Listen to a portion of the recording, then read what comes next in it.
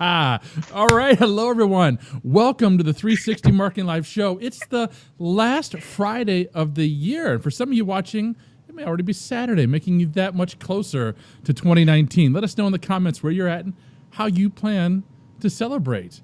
So today we've got Jen and we've got Amanda and Stephanie's coming. Yay, I'm so excited to have Stephanie back on the show, although Jeff C. and Rebecca Radice really brought their A games the last 2 weeks. But now that we have Stephanie back, I don't have to run the show. The whole production? Hey! You're doing a great job, Mike. Man, that's not right. I did not sign up for this. I just want somebody to take his hands off of the jib jab login so that he doesn't keep making the maracas and maca reindeer videos of us. Keep making me run shows. Yeah, keep doing the jib jabs. So what are we talking about today, ladies? You tell us. We're talking about automation and all the good, the bad, the ugly, the, in the middleness. And it's funny, excuse me, Mike and I actually had a conversation today separately because I automatically sent an invoice to somebody and it was like, did they not get the invoice? Sometimes you have to question automation. So we're going to be talking about all the automation. Very, very true. So, okay, Rins, real quick, those of you watching right now, if you know someone else that's automating social media badly, ping them right now and let them know that they need to tune in, because I tell you what, Jen and Amanda and Stephanie, when she gets here, they're about to drop the hammer. So now let's not forget, all four of us are available and leading exclusive monthly training within the 360 Marketing Squad Facebook group. So if you aren't already a member, check it out at 360marketingsquad.com. All right. So you guys ready for this? Mike, what's the best part about the 360 Marketing Squad? I mean, other than our lovely faces. The best part? Wow. There are lots of best parts. We've got exclusive monthly training. You've got Q&A and access. You can ask these ladies all kinds of questions anytime, day or night. And, it's only $5 a month. There you go. There it is. That's what I was waiting for. Exactly. I mean, seriously, $5 a month, we can all afford $5 a month. And that was the whole reason we did this. We wanted to be affordable for you guys, for everybody. And you get exclusive access, as Mike said, to all of us, not just us ladies, but to Mike too. He likes to, throw us out there for volunteer work. In all honesty, the $5 a month is just worth it just to see the knowledge bombs that Mike drops. That's all. Mike drops. Oh my God. Mike drops. Cool. We got Ken Watson watching. He says, hey.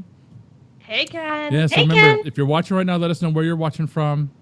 Ping your friends who need social media automation help, because we're about to get started. So, first up, what are we even talking about? What does social media automation even mean? What exactly is it that we're automating? Who wants to go first? All right, so yeah, I do.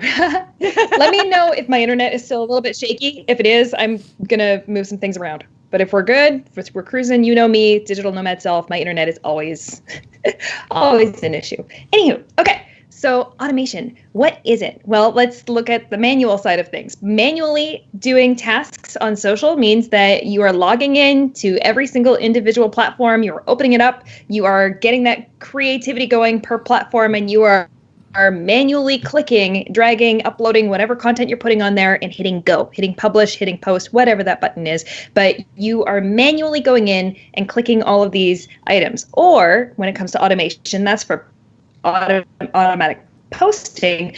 But there's other forms of automation that we can look at, like manually going in and sending a direct message on manual. But if we look at social media automation, where you start automating a lot of these posting activities, automating some of these messaging activities, it opens up a whole can of worms on one hand, but a huge amount of opportunity when it's used very appropriately. So I think we should talk about those parts too, on how automation can run away with you and not help you, not serve you in the social media industry, and then how automation can be used appropriately.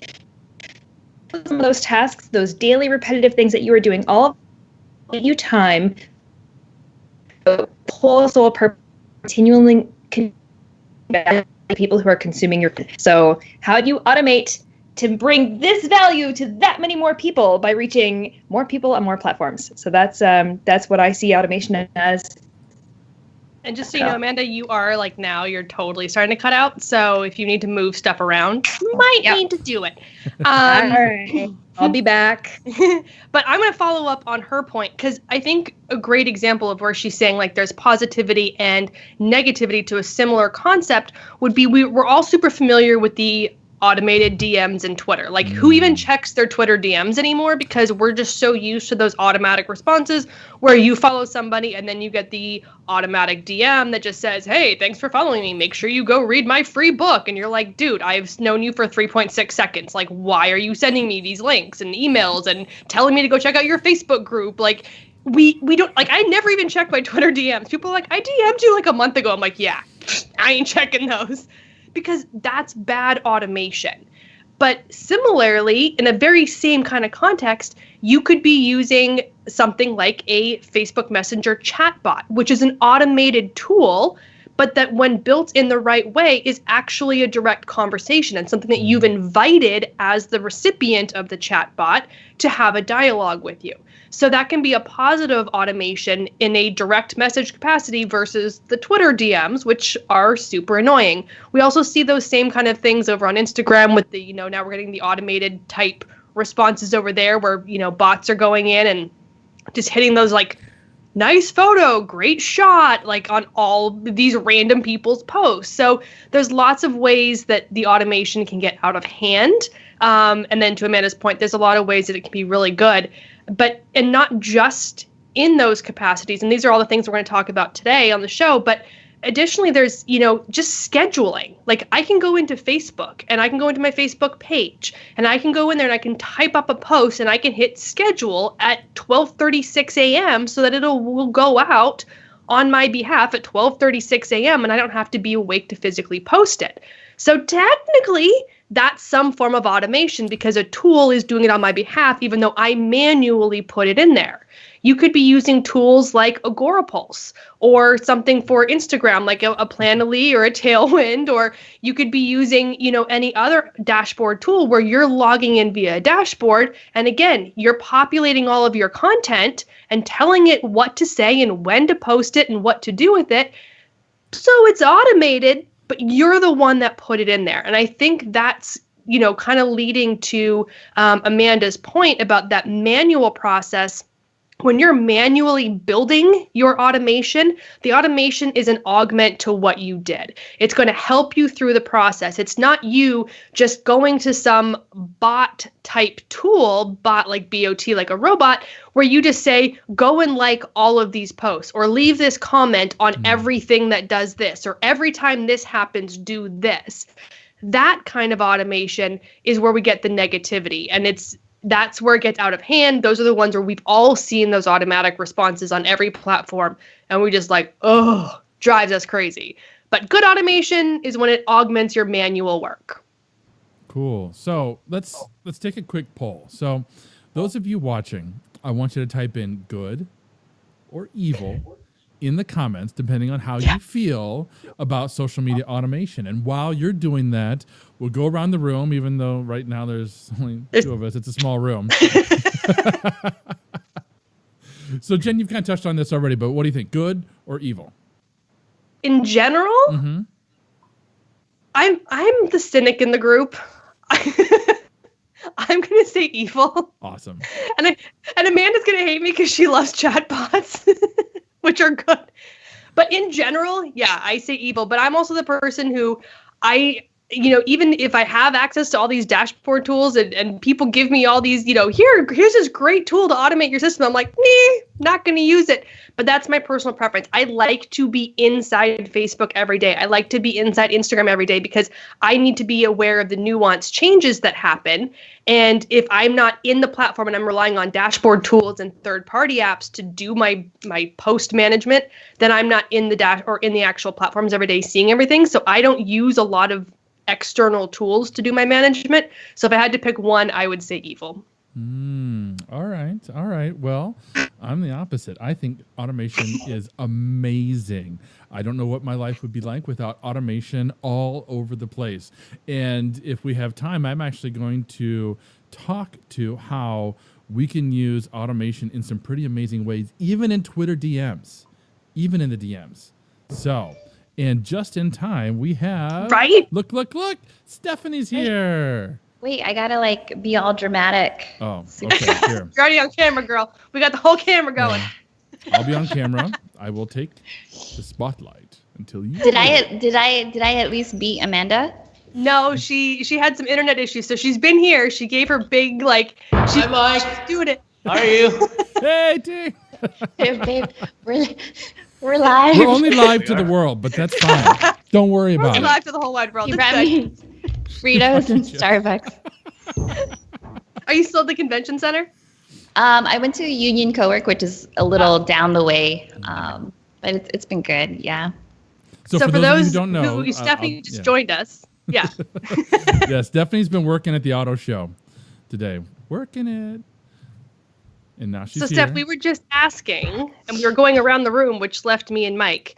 On the topic of automation, if you had to pick one, whether you say good or evil for automation, would you say it's good or evil? You can only pick one. Ah, I know. You're welcome. it's good. It's good. Yeah, I think it's good because it allows. Or do we get to explain, or you just want my answer? Go ahead. Why not? Why You not? can be Canadian for a day. Hey.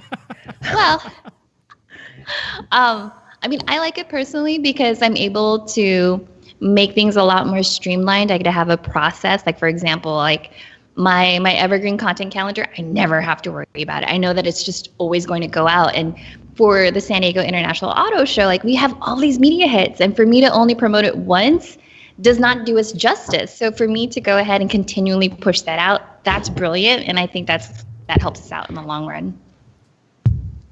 Very cool. Very cool. I was trying to find Amanda because it says she's still here, but obviously she's not. Yeah. So, Oh my God, I didn't hear the last part where you said Amanda. I just heard, I'm trying to look for a man. And I was like, Oh, that's awkward. No. Oh, we hear Amanda. I'm hear here. her. I've been here the whole time. I can't see Stephanie. Your video's not But- working. That would be Let me why. touch. Let me toggle it. Hey, and How about there it that? is. There we go. Just Okay. required toggling. A little bit of And button now click, we're a all little bit of here. automation. No, I'm kidding. So I love all of the points that you're making. Hi, Stephanie. I love all the points that you're making on automation, on the positive and the negative. I feel like it's an unfair question if we ask, do you find automation to be positive or negative? I find it unfair because it's missing a key component. It's like automation done for good versus evil. Like there's a big difference. There's a big difference. You know what? I think it's kind of one of those things where it's in the eye of the beholder. And so if you think that it's positive, then you're a positive person. If you think it's evil, who said evil? Did Mike say? I did. Oh, yeah. Classic. Wow. I kind of walked right into that one. Not me. I love automation. I love it. So Absolutely love it. I love automation myself personally. I'm the digital gal. I love everything geeky and anything technology-wise that I can sink my teeth into and get my hands on the keyboard for and really start to play with. And it's basically I have like the squirrel syndrome, like bells and whistles. Ooh, let me try it. So I love anything regarding automation, anything that makes our life easier. But I just see it abused so much when it comes to, on Jen's end of things where she's saying it's negative, it's bad, it's awful. You didn't say all of those things. I'm putting words in your mouth, but you get the idea. But automation, when we look at the bright side, when it comes to how much positivity and how much amazing knowledge you can bring to the world, to the point that you were making, without automation, you're kind of doing it one to one, or you're putting in a lot of man hours in order to achieve it and make it happen. With automation, you can reach so many more people, but you can also use automation to reach the right people. And that's key, I think. So when it comes to, is automation good or bad? I think bad automation is bad. Good automation is great, but there is a clear difference between the two, and it has a lot to do with harness the power. How are you using that tool for good versus spamming and evil, or just bad marketing? I mean, just because we have access to these tools, and I'm going to talk chatbots specifically and messenger marketing, just because we have access to it doesn't mean we should use it in the ways that you think you should. It doesn't mean that you can just send people a daily message, or that you think that everybody wants your coupon special. No, they don't. Are you making the world a better place? Are you making people's inboxes a better place? Are you making their whole experience a better place? Are you bringing value? Are you connecting with the right people? Or are you just, spraying the entire internet and hoping for the best with reaching You always give like the best visuals. I'm just imagine something like spraying bad stuff. It's so gross. Now, Amanda, I want you to take your arms and put them together like this and look up at the sky and say, I have the power. I think that's like Shira. She didn't even want to do it. Come on. Come on. I'm going to do it. But I just know how Stephanie operates, and this is going to be an excerpt that's going to be clipped out. And I know, I'm like, this is so coming back to. But we have Mike. Right, you guys ready? Mike just did the demo. Ready? Good job, okay? Yeah, Mike. Wait, I'm not sure I know how to do it right. Mike, can you do it again for me? Absolutely, because I'm not on camera. I have the power. All right, here goes nothing. I have the power. Woo! Awesome. Oh my God. Steph, I've teed you up, so you're gold. I will automate that every Sunday to say, this is how you crush your week. Amanda says, I have the power. Thank you. Thank you. So, all right, so back to automate. We have some fun comments here. Let me bring some of them in. Sue Ann, she says, I use very little automation in my social media marketing, but feel it may be helpful done properly. Great topic for review, you guys. Thanks, Sue Ann. And Ken, I pulled this up earlier. He said, ugh, Twitter DMs. And let's see. Carolyn says, very fine line between auto and manual, especially in engagement. Very true, very true. And so we've got some votes in from my poll. Carolyn says, good. Celia said, good. Alicia said, I like some automation. I'm a partial evil. Partial evil. And then she went on to say, I schedule posts myself, but I'm skeptical of other automation. Guess I need to know more before I officially judge. Sue-Ann says, I like being a real person interacting on social. Carolyn said, if you're managing multiple clients, it's almost impossible not to have a tool for post management and publishing. I think we could all agree on that. And Stan Bush is in the house. Hey, Stan. He says, I think you know how I generally feel about it, Mike. However, I have begun to loosen up my not at all view about it just a little. Stan, I want to check in with you at the end of this show and see if you're still of that frame of mind. And then Ken says it depends. It's on its human master. Interesting. Yeah. And let's see. And then Samantha says, I love Ken. Ken always has the best comments. It depends on your human master. So then Samantha was wondering about Pop Social. We talked about that in the group. And she said that I pushed her to forget about the idea of using it. Sorry, Pop Social people. So, oops. Let's not say anything bad. Customer there. So that was our quick poll. Awesome. It's kind of all over the place. We've got some people who think automation is really good, some people who are evil, some people who are very confused in the middle. Well, I think that's, part of the reason for, today's call is, because it is such a diverse topic. And even, inside and outside, social media, like things that augment that are even things like if you use an email marketing system, like if you use something like MailChimp or Aweber, technically that's automation too. And I could not live without that I'm not going to manually type in the email of everybody that sent me their email address. No. Like, you said that you don't like it. You can't do that anymore, Jen. You will have to type it all manually now. No voice texting for you. I don't voice text. I so don't. But But you know why I don't voice text? Because it's too many buttons to get to the damn voice button. Because the way I have like the keyboard to get to the actual like microphone button is like extra buttons. So I just don't want to hit the extra button. So I'll just type up the whole dang thing rather than just type to text. I told you I am one button Jen. If I have to hit 3 buttons, I will not use it. But typing is a bunch of buttons. I know. Okay. Okay. I still love you. Yeah, exactly. Just love me. It's okay. But I think that is like, it is one of those things, like we're so used to automation in various capacities, and it can absolutely benefit all of our businesses. And I can't remember, Mike, who you said made the comment, but if you're managing multiple people's accounts, you almost have to have some sort of automation and management tool. And that's absolutely true. It's just, and again, being the cynic in the group, and I always say this on stages and everything, I said, we as marketers ruin everything. And, we're the ones who, we as a industry tend to be like, oh, if you give me a tool, I will abuse it to the point of it being useless.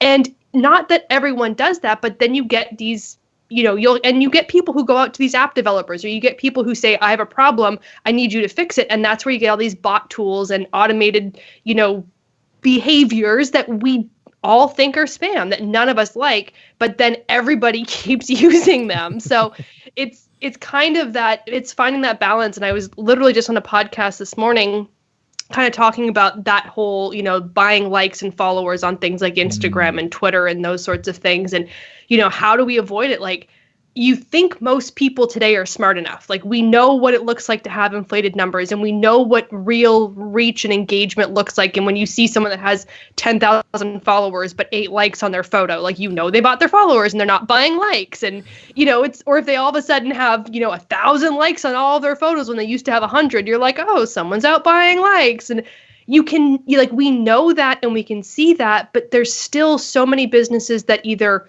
don't know that this is bad, and they have a bad social media agency telling them that, oh, don't worry, we'll take care of it, and they're charging them to go do this sort of stuff, or they don't know any different and they just think that this is, well, everyone else is doing it, why can't I? And I think that's where, things like this, and one of the reasons, that we all get along so well is because, like, we're trying to educate the masses, like, trying to help these people who may not understand. And so I was, I love, Mike, to your point, you're like, if someone needs to hear this, tag them in this video. Because there are lots of people who still come to all of us and just don't understand this concept that, those kind of automated tools are not the right way to use automation. I love that you brought up email. Because from a certain point of view, email automation is actually mandated by federal law. Yeah. You are not allowed to dump a bunch of emails into your Gmail account and start sending out emails that way. You have to use a tool. You have to provide, as part of that tool, the ability to unsubscribe, which also pretty much has to be automated. So you've got to use some automation in that respect. But I'm going to ask you a little bit of a devil's advocate question, right? Because you were talking about automated follower growth and tools where you can buy followers and you can buy likes. And what's the difference between that and me paying for a Facebook ad where the goal is engagement? So the difference... So if you're running the ad for engagement, you're running the ad, you've selected your target audience, which a lot of these bot tools, you can select and say, go target everybody that uses this hashtag or everybody that uses or comments on certain things. So it's similar, right? You're setting a target. But the difference with the ad is that you're feeding them something of value that they are going to engage upon if they like it. Buying likes and followers means you are taking that tool to go out and like other people's things or follow them. And if they don't reciprocate, you unfollow them. So you're not, is an ad, you're offering them something that is their choice to like and engage with it. And if they do and they choose to like it and or follow you, it's done in a reciprocal type manner. Versus if you're using an automated bot, which is going out and just spamming people with likes and comments, which you can ignore if you don't want to engage with it. But when they start following your account or doing those sorts of things, and then you do the follow-unfollow game, which is, the spam game that the whole world hates, that starts getting into the negativity for sure. I love that distinction, because basically what you're saying is if the audience has free will, then it's less likely that what you're doing could be considered bad. An easy example of the opposite of that is something that I used to see people do all the time, and it really ticked me off when it was professional marketers who were doing this, which was they would go into LinkedIn and they would export all their contacts from LinkedIn as a CSV file and then import it into MailChimp or whatever it is that they were using for email. Not only is that illegal, it's spam, right? I didn't opt in to their list. And we all know LinkedIn has now prevented people from being able to do that. Yes, so, which is why I said used to. Now the default setting in LinkedIn, finally, years later, is no, you shouldn't be able to do that, which is kind of a no-brainer thing. But yeah, easy example of how I was not given free will to join that person's list. I was opted into the list without my opt. So yeah. Have you ever heard of someone actually getting in trouble of, you know how the guidelines are, like you can't do that and you'll get a fine? Have you ever heard of anyone that actually got a fine? Nope. Just curious. Yeah, which is why they kept doing I mean, I've not from that specific thing. I have heard of, but the can spam laws, like the Canadian management laws, are stricter than they are in the U.S. and they're better managed than they are in the U.S. And I am aware of multiple organizations that have been slapped with fines for violating can spam laws. Not that I know whether or not they took it from LinkedIn, but that they were getting emails onto their list and emailing people without their explicit permission to do so. And I know I've heard, I remember one of them, like, I want to say the fine was like close to like $1 million. Like, it was a big organization, but it was a big fine. And that was probably a couple years ago, maybe like 2 years ago. I remember hearing that one. Interesting. Yeah. So those of you watching right now, this is a perfect opportunity for you to drop the questions that you have in the comments. And I see one from Jim right now. Let me pull it up. He says, do you think the laws, will become stricter in the U.S.? I hope so. I mean, this is one of those, like, when the whole Facebook went to Congress and all these kinds of things, and even when GDPR came out and all this sort of stuff, because this has been a big topic in the news this year. And for those of you who don't know, I love to geek out on this legal stuff. I'm not a lawyer, but I totally geek out on the legal aspects of all this stuff. Yes, I hope that the laws get stricter and get better managed.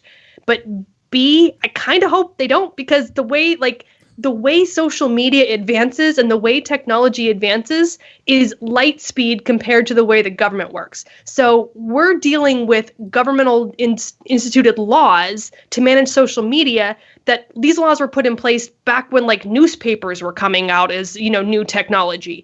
So they don't apply in the same way, but you go to court and the judge has no other basis than this law that was written, in 1922, and they're trying to apply it to modern technology. So yes, the laws need to be updated and they need to be better managed, and in some way, if we can get the capacity to better execute, those actual laws and prosecute and those sorts of things. But it's just the wheels of government move so slow in comparison to the world of technology. And the moment, I kind of laughed like with the whole, Mark Zuckerberg being in front of Congress, because I'm like, they can sit here and tell him to his face that they want to enact this law, and by tomorrow he's going to rewrite Facebook so that law doesn't apply to him.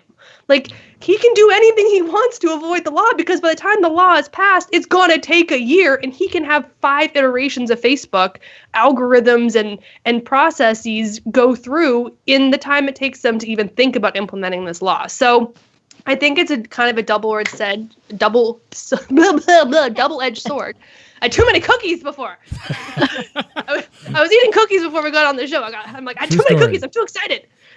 But I think it is a bit of a double-edged sword in the sense of, we need some sort of management to be able to make sure that the laws are there to protect both the businesses and the consumers. But in the same turn, when they try to come out and put the laws in place that are too restrictive, it can actually be damaging in the long run to both sides, especially on the business side. Yeah. I think there's definitely an opportunity to educate our political representatives on how marketing works. Because it even extends beyond Facebook, because Google was just there not so long ago when he was asked, how come when you search for the word idiot, a certain president pops up, right? And he had to explain that, like, that's not us doing that. That's how search That's the content that's being written. That's the content, yeah. So I think there's going to be a lot of opportunities to educate those political representatives. And it's always interesting whenever I come across someone that says, I work with this political candidate to get votes. I'm like, okay, cool. But do you also educate them on how things work, right? So we'll see. We will definitely see. And over time, as, policies and whatever shift, so will the politicians, and it is one of those things, like, I think most of us have laughed, whether it was Google or Facebook or any other time that any technology type situation goes in front of Congress or the Senate or anything of those situations. And the questions that they get asked, you're just like, do you even know what you're asking? Like, this is something your intern told you to ask, and you literally don't even understand the question because you can't rephrase it. You can't say it any other way. You have no idea what you're asking. But as those politicians retire and younger politicians replace them who are more familiar with this type of technology, I think that will have better impact on the laws that are enacted to protect these things, because we will understand as a government better how all of these things impact our daily lives. Yeah, it was funny. During that particular testimony, I was actually in Emmerich's dining room, Emmerich, the CEO of Agorapulse, and we were watching that together, which was fascinating, not just because of who Emmerich is and that sort of thing, but the fact that he's French. And so he was watching the United States Congress ask these questions that they had no idea what the answers were or even what the questions were. And it was kind of puzzling, like, why don't they understand these things better if they're going to ask these questions in his French accent? So that was fun. So Amanda Robinson is back in the house. Can you hear me okay? Yep. We can see you clearly. We can hear you. Yay. All right. Yay, internet. Hey. A few more digital kinks to work out. We'll get there. Hashtag digital nomad life. Yeah, so we've been talking about some what not to do, and we've been hitting on some best practices and some worst practices. What are some things, is there anything else that we haven't mentioned already that you should avoid at all costs when it comes to social media automation specifically? I want this one. I hate the automation where you basically leave it and drop it. Like, so where you put something into an automation tool and you wash your hands of it and say it's done. Because you put it in the automation tool, you have no obligation to it. Where you don't follow up, where you're not responding to questions, where you're not making sure that it went out properly. Did the entire caption upload? Or did it get cut off? Or did the photo not upload properly? Did it put the wrong photo? So many times people rely on automation as the kind of catch-all for, okay, I did my job, and they can walk away, kind of check the box. And you need to make sure you're following up and that you're still responsive to be able to answer questions, reply to comments, make sure everything went smoothly, make sure that the links are actually following through to the right links and that sort of thing. So that would be my absolute, biggest pet peeve or do not do. So I agree with everything that Jen just said. My do not do with automation is I'm different. This is just an opinion, different than everybody, but I don't like automation when it comes to automation replacing you as a person engaging. So I don't like automation taking over commenting for you. I don't mind using automation when it comes to helping you spread your knowledge across the internet, but I'm not a fan at all when there's not actually a person behind that response. I feel like that's getting ripped off. I feel like that is cheap. I feel like it's a bad negative feeling, and I don't care if it helps your follower count. If it's not you, or if it's not a real person or one of your company employees or somebody who just cares about the company to help support, if it's not a real human being on the other end, I am not interested in your comments, and get them off my Instagram. Or the Facebook ones. Like, you know when people leave a comment and they're like, I had the worst dining experience at this restaurant, and you get the like super corporate speak. We're really sorry about your experience and we really value your opinion. Please contact us during normal business hours of 9 a.m. to 6 p.m. and we will, like, dude, no.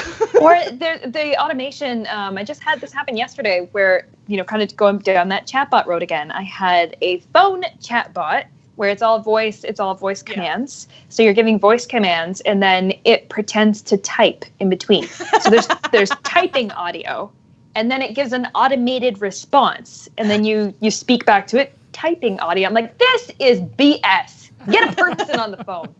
I was so just like, I'm so over it. Like, this is automation done wrong.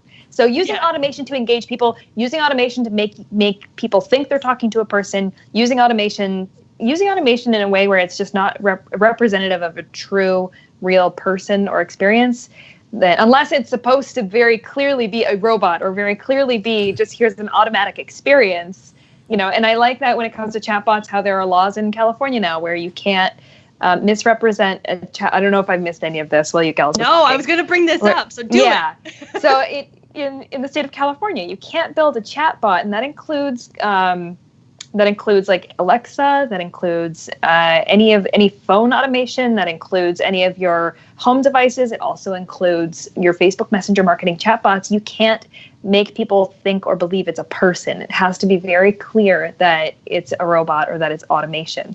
So I love that because then that right away makes it very clear that, you know, you're interacting with a piece of technology rather than an actual human. And even if you can have technology that is set up where you're interacting with my chatbot, but have ways that you can flag down a human if you need it. Not just getting people caught in these stupid vortexes of an automated loop that they can't get out of. I mean, that's number one, the first way to really upset your audience. And number two, that's just bad marketing. And as we're learning and growing with the technology and the automation tools as we go, you know, I've seen a lot of people use tools like Tweet Jukebox, where it's just queued up a whole bunch of really awesome quotes that just tweet out or go out on your Facebook. And it's becoming kind of a hallmark, like you can kind of pick them out of a crowd. You can say, oh, you're using Tweet Jukebox. Good for you. It's just not, yes, I'm okay with you using those tools to elicit engagement. If you are a human on the other end, actually, you know, responding to people as they're communicating with you and fostering that engagement and doing it for the purpose of bringing value. But if you are just doing it to grow your audience and just doing it to grow your numbers, which is, I see that's where a lot of the negative automation is, where I see is people just trying to grow their own stuff and make themselves look good or feel good or get those vanity metrics up. If it's not providing value to the people who are following you or the people who need to connect with you, if it's not providing value to your audience, stop it.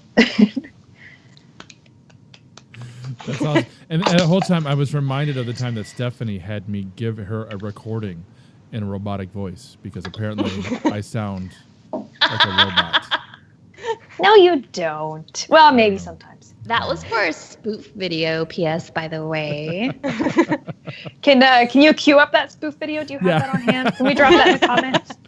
Yeah, I was like, where's my external hard drive? I basically have an external hard drive, the little passport ones, and it's labeled Mike's Antics.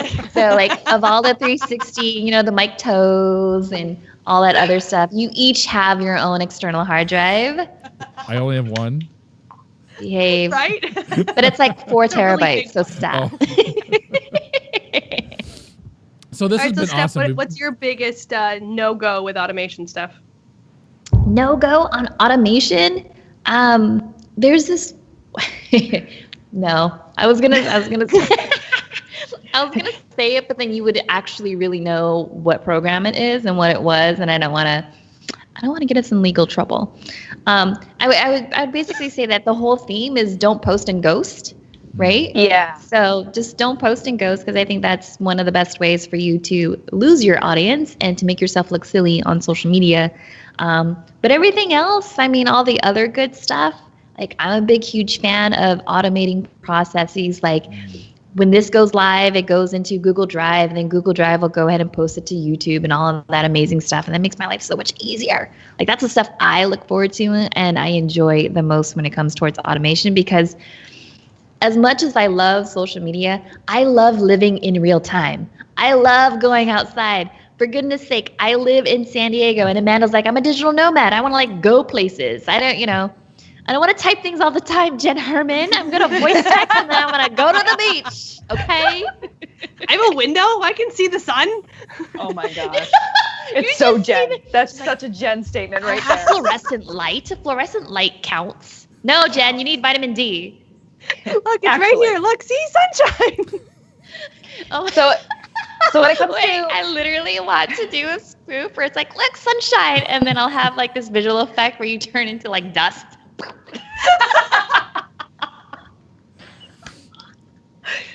Oh my god. I have Okay, lost I'm control. sorry, Mike. I've I'm lost sorry, control, Mike. and there's nothing. You I lost can do. control. So Mike, what is your no-go since we've hogged this conversation for the last 20 minutes? Well, along those same lines, it's the idea that you're posting and posting and posting, and it's all automated, and you're not paying attention, and to some extent, you don't even have control, right? Because one of the things that can come up in real life is events that impact your neighborhood, your city, your state, or your nation, and sometimes it's not a good idea to be saying what you had thought you were going to say on social media after something has happened. Basically, we're talking about some kind of a crisis, right?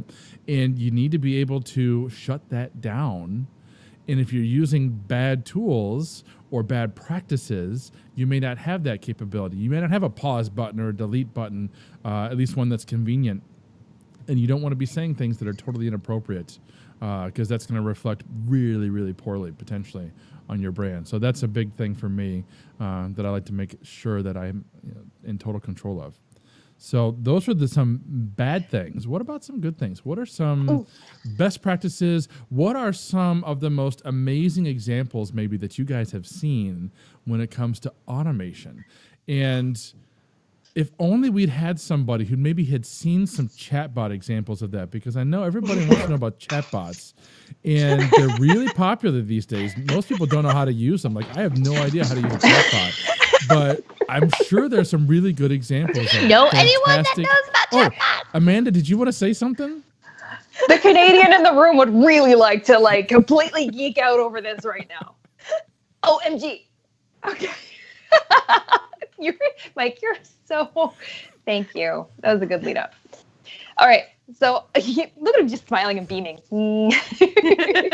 So chatbots, OMG. Okay, chatbots. I love like talking automation and chatbots. They go hand in hand in my world. And chatbots are like the solution to everything. If only they could make me breakfast, I'd be so happy. And they will eventually as soon as I crack that code. Anyhow, let me give you an example of an automation that I just did for personally for me making my life easier. So with my chatbot, I was collecting addresses. I needed to get addresses finally consolidated because I have them written on pieces of paper. I have them on Post-it notes. I have some in my phone. I have some in text messages. They're all over the map. So I finally got to the point where I'm cleaning myself up for 2019, getting myself ready, and consolidating everything into my CRM, which I'm using Nimble. I love Nimble. And I wanted to get all of the addresses collected and input into Nimble and also reflected with my Google contacts, because it's so much easier once you have everything in Google, especially with my new rebranding, migrating all of that information into my new account so that when Stephanie sends me a spoof video of Mike, it doesn't hit my junk mail. So all of those little steps, it's very important. Very important. There's so much important things that go on behind the scenes when it comes to us sharing videos back and forth about, never mind. We don't all have a Jib Jab account, okay? So what I did is I created a chat bot and sent that to everybody that I needed to send mail out to, send the card out to, and had them fill out their address using my chat bot. So it was just prompting them for all of their address information. And then I had automation happening in the background that was then sending all of that to a Google spreadsheet through ManyChat. From that Google spreadsheet, then it was getting pulled from a Zap into Google Contacts. As soon as it hit Google Contacts, it was automatically triggering a sync between my Nimble CRM. So it went ManyChat chatbot onto Google Sheets, from Google Sheets zapped onto my Google Contacts for my Google Contacts automatically syncing with Nimble. So there's a lot of little automation steps in there, but once you set it up, once I figured out how to get it all set up, it's set up. So all I do is take a little link, drop it to somebody, they just follow the prompts, enter their address and email address. I should have done phone numbers at the same time, wasn't thinking. And it just completely updates all of my systems in the back end. And it's just something that I've set it up once. It's an automation. It's benefiting you. It's benefiting me. It's getting me organized. So it's not.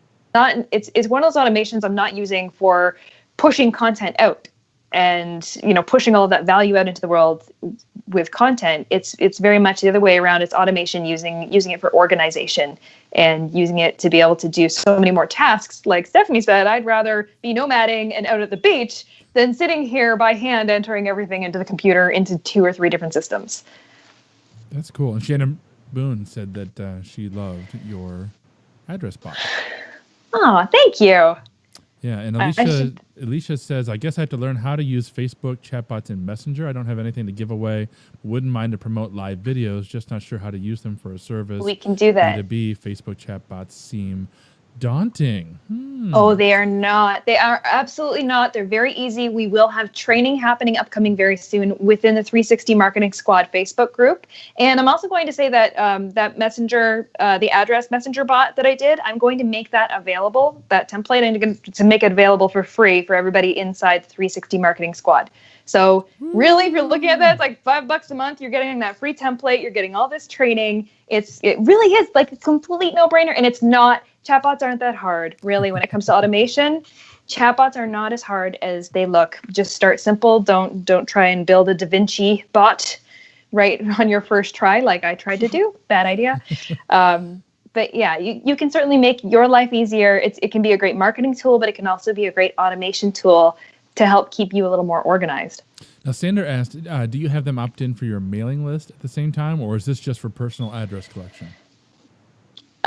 For that particular one, it was just for my personal address collection, but I was collecting email addresses at the same time because the email address, when it comes to keeping your data clean, nobody likes dirty data and nobody likes dirty data duplicates. So in order to prevent dirty data duplicates, say that 10 times fast. I know, right? In order to prevent dirty data duplicates, the email address is the primary. That's the primary data point that everything else centers around. So as long as I'm collecting the email address at the same time, then all of my systems can say, oh, do we have a duplicate in the system? Yes, let's match it and overwrite it with this fresh information rather than running duplicates all over the map. Yeah. So programming geeks in the audience, we call that the key. The key. So with that said, though, however, yes, you absolutely can use that at the same time for collecting email address opt-ins. You just have to be very, very cognizant and aware of the local laws and legislation and regulations, such as GDPR, the General Data Protection Regulation for anybody in the UK, for CASL, the Canadian Anti-Spam Legislation in Canada. California is like a whole world on itself when it comes to regulations. So you really have to be aware that when you are collecting that information, everybody that is opting in is aware of how that information is being used, including Messenger marketing chatbots. You can take all of that information, all of those email addresses, all of those people that are subscribing to your bot. You can export them to a custom audience that you can then remarket to on Facebook. Well, guess what? That's using their data for advertising. So people need to be able to opt in or opt out or be aware of how their data is being used and agree to that when they're using your tools. So there's a lot of power. This is where it comes back to, I have the power. You might have the power in your hands to do a lot of these really cool marketing things, but when it comes to automation, not only is there good automation and bad automation, but automation has to respect the legislation. Whew. All right. Mic drop. So, Jen, Steph, do you have anything to add? I saw the pink tumbler. Yes, it arrived in the mail today. Thank you, Stephanie. I showed up and this was on the doorstep. So thank you. This is my Christmas present from Stephanie. I couldn't help myself. I had to get it all teed up. Thank you. So I was going to say, and to kind of, Amanda brought up a personal issue, like a personal experience. I can't think of any great automation examples off the top of my head, except for because I just went through this at my day job. And it's more of an email automation thing. So we had open enrollment for our employees. We have 425 or so employees, and it was open enrollment. And every employee has to log in and select their benefits. It doesn't just automatically roll over from the year past, so you have to log in. So I was working with the HR team, and we were using a mail management system like a MailChimp to send emails to all of the employees that said, urgent, mandatory, open enrollment, required, go click these buttons, go do your open enrollment.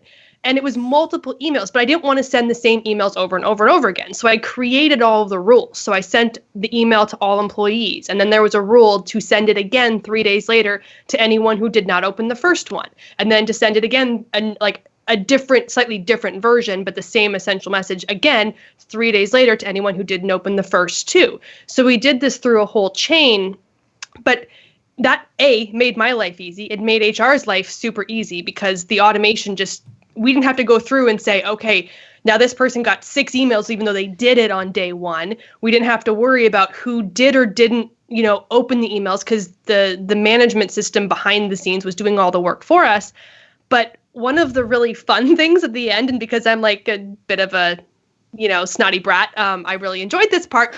But we had multiple employees who didn't complete their enrollment come to us and say, because if they don't complete the enrollment, we automatically enroll them in the lowest cost options because they're mandatory enrollments. So we had multiple of them come to us and say, well, I never got the emails. You have to unenroll me. I'm not paying for this. So I was able to go into the email management system and say, nope. You opened that email on December 17th. Oh, and you opened it again on December 21st. So we went through, and every single person who said they did not receive the email and complained to HR, every single one of them had opened the email at least once. And so we had digital proof to go back to them, even to their union rep, and be like, nope, dude, sorry, you all opened it. You all read the emails. And so then the really fun excuses came after that once we proved that they had opened the emails. But it was a really useful tool that solved because we have this issue every year. Can we just rewind to the beginning of this call when Jen was like, automation is evil. Look at her feeling the power. Unless automation lets her put someone in their place. Right? Because if it lets you put someone in their place, then Jen is all about it, okay? Well, but if you're trying to make her like stuff, no. No boo-boo. Right? That's not happening with Jen Herman. No. It's not. But this was the whole, right? I'm like, if you make me pick one word, I'm like, oh, I don't want to pick good or evil. But I was like, I'm gonna pick evil. I'm gonna be the cynic in the group. And that is a thing. There's obviously, to the whole point of this conversation, there's positives and negatives. But that was a really good experience that we had using those automated tools. That's right. You're just like, all right, no Steph, boo-boo. On you. Now, boo-boo, but if it lets me put you in your place, then I'm all about automation. Every day, honey. Every day. What am I loving about automation right now? I'm a huge fan of group funnels right now. And for those of you guys who don't know what that is, it's when you have your Facebook group and you want to ask 3 questions for pending members to validate, if they would be a good fit for the group. One of the questions that I have in there is, do you want to be a part of our email list? And so before, without group funnels, I would have to manually copy and paste the email address into my ConvertKit and then load that up and yada yada. But with group funnels, I could just a click of a button, I approve them. Group funnels will go ahead and collect all of that information into a Google Drive spreadsheet, and then it connects over to ConvertKit, and now they're in the whole entire funnel. The cool thing about it, though, is that it saves all of the answers. So I know that when people are joining the Facebook group itself, I know what they're interested in. So if they say something along the lines of hey, I want to learn more about Facebook Live, or I want to learn more about chatbots, then I know that I'm going to focus on that. If I'm going to be sharing any content info in there, I won't be talking about, Periscope, because no one has ever asked me about Periscope, right? That is not the Periscope group, right? There are other amazing groups for that, but can somebody please ask a Periscope question in the 360 Marketing Squad private group? Can somebody please do that? I really appreciate that. And we're all going to tag Stephanie. Yeah. You will get a gif of my face going. I love it. Yeah. So I love group funnels for Facebook groups. And then for live streaming, for those of you guys that are live streaming and you want to appear in multiple places, multiple channels, the new one that I'm playing around with is Restream.io. And I was telling the rest of the crew, I was like, this is kind of cool because I could go live through Ecamm. Ecamm will connect to Restream. It'll go live on Periscope, which is funny. 0 views there. 0 views there.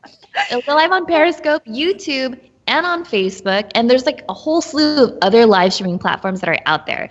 And I say that because not a lot of people realize that there are other places that you can live stream that are outside of the big four, right? There are so many more ways that you could grow your audience by just live streaming over there. And it was cool because it was a click of a button. And again, I was able to build this audience. And I usually never go live on YouTube.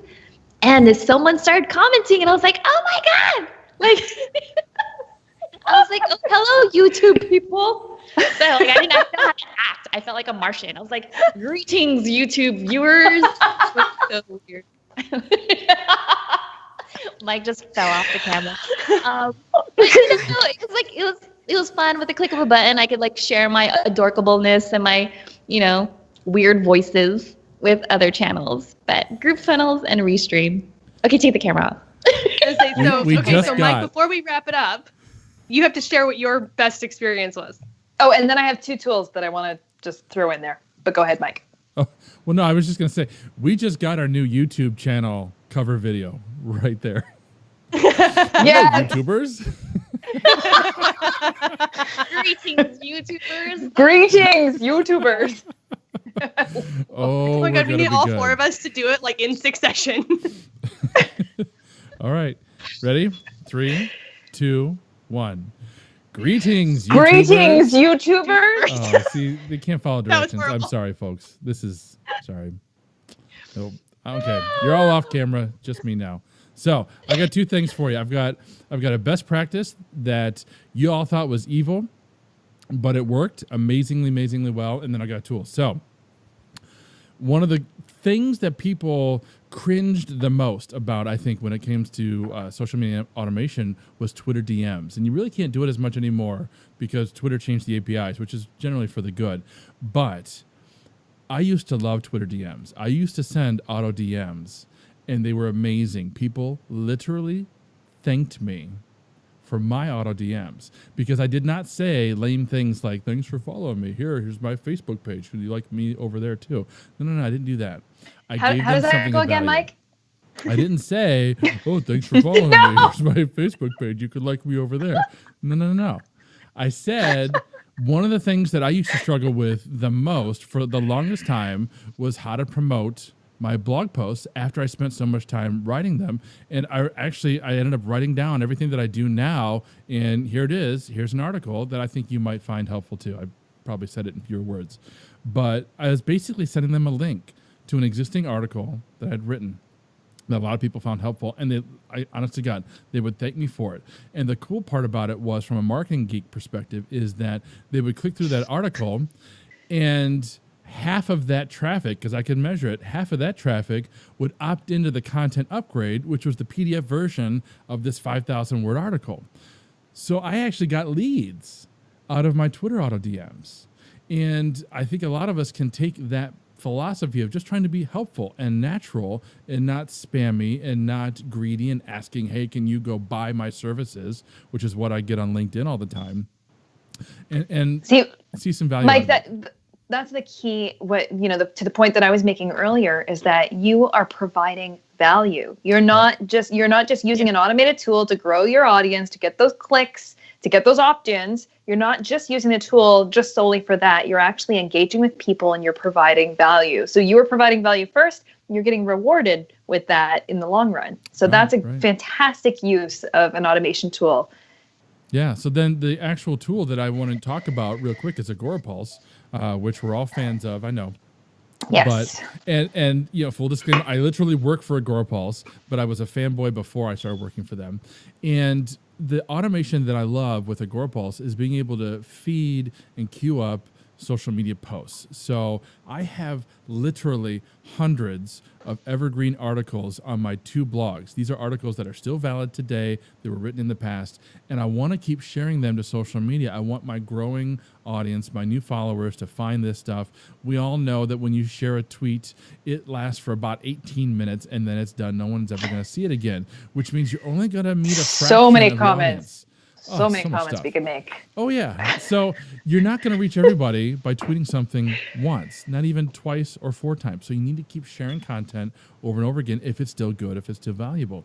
So with Agora Pulse, I have these queues set up that are automatically sharing that content over and over and over again. It's weeks before I share the same content again because I have such a large archive of evergreen content. But the difference here is that I'm also using Agora Pulse to monitor what happens when someone leaves me a comment, when they share one of those tweets, when they do something on those lines. I am on it and I reply and I thank people in a very manual, very human process. So I think that's the important differentiator between just like a tweet jukebox where you just set it and forget it. I love everything that you just said about not only are you queuing up the content that's providing value, but you're actually on the other end as a human, ready to engage and respond to anybody who is giving you their attention span in return. So I think there's so much value in that method. I know all 4 of us use Agora Pulse. I use it personally as well. And the ability to have Agora Pulse curate all the comments that are happening across all of my social feeds, all of my clients' social feeds, like to the point that was made earlier, again, can't remember who made the comment, that if you manage multiple clients, you can't do it without, there's Stephanie in her I'm jealous. I'd like a sweater too. She's representing. Represent. I was literally at the auto show and I was like, hey, guys, what's up? I literally would pose in front of the Lamborghini and like, Nice. I can't wait for that art. So I had 2 more tools that I wanted to throw in there. I mentioned Zapier earlier. Zapier and if this, then that. IFTTT. If this, then IFTTT. If TTT. Yes, if TTT. So if this, then that, it's an automation tool, and Zapier works kind of the same way. They're sort of similar in how they can, and there's another big one that just came out soon. It's like slipping my brain right now that the ManyChat community is going crazy over using. But really what it is, it just sets up little automation rules in the background. So one of the things I was using it for before I was using Agora Pulse, I set up an IFTTT automation to take any picture that I have that I post on Instagram and to automatically post it on Twitter as the actual photo, not just the link. So that's one example of just like a tiny little one. There's all sorts of things you can do.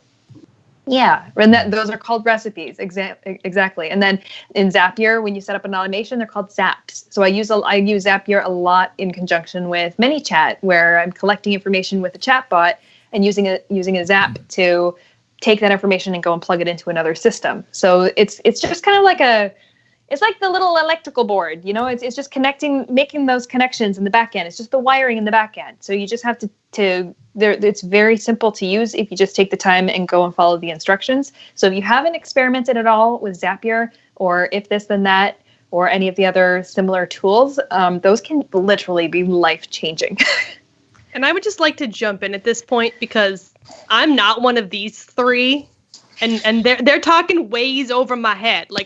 So for those of you who are watching the show who are like, WTF, I'm never going to use this. This sounds great, but I don't even know what, I lost her 10 minutes ago. So, but that's okay. That's why we have 360, because there's people in this group that can help you. You can ask the questions. You can also reach out to someone like Amanda and say, hey, I really want to do this. Can I, hire you for an hour of your time to build this for me and show me how it works so that you don't have to spend 6 hours trying to learn something. Yes. We're here to help you and answer those resources, but also understand that we know you guys aren't able to do everything. And if this sounds like a really good tool or a really good process to put in place, that's why I hire smart people to do it for me, because I don't have a clue what she just said. I'm not going to lie. Like, I can sit here and nod and pretend like it made sense because it kind of did, but I really don't know what she did, and I'm never gonna know. Like, I'm just not that person. Okay, my goal for 2019 is to get Jen using some more automation tools outside of Agorapulse and outside of her email marketing. Do it, girl. I'll give you the password. It's all you. I'm just waiting for the day that I get like a voice text from Jen, and I'm like, "You figured it out." I'm gonna send you a text and be like, "And I voice texted this." Oh, that'll be the day. I love this group. I love this. Honestly, with everything that each of us bring to the table, with our geekiness, with our strategy, with our knowledge, with our networks, with our ability to just get the answers, I love the magic of what all four of us have, what is happening when all four of us show up to the table. Yeah, and it's funny because we actually use some of that automation for 360. Some of you didn't know that because I'm handling that. But at 360 Marketing Squad, if you sign up, thank you. If you sign up, you pay via PayPal, which is great because then I get an email that says, hey, you paid via PayPal.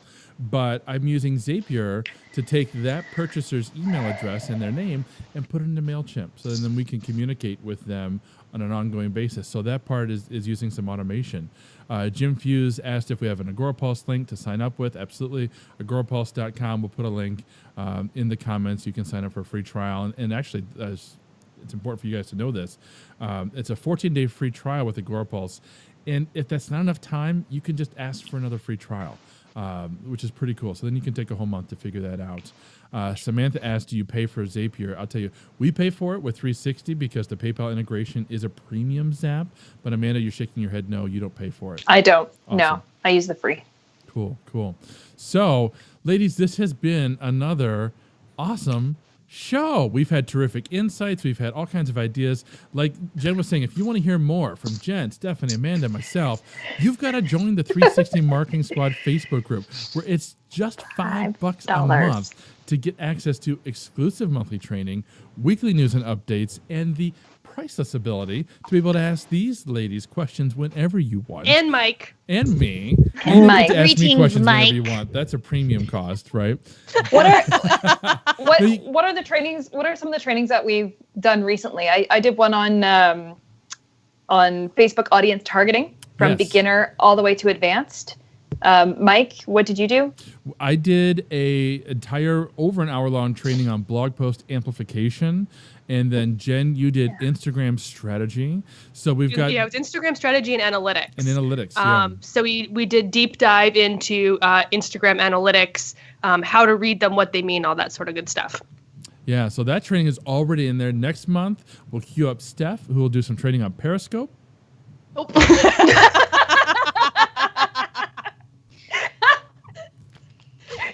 Oh, no.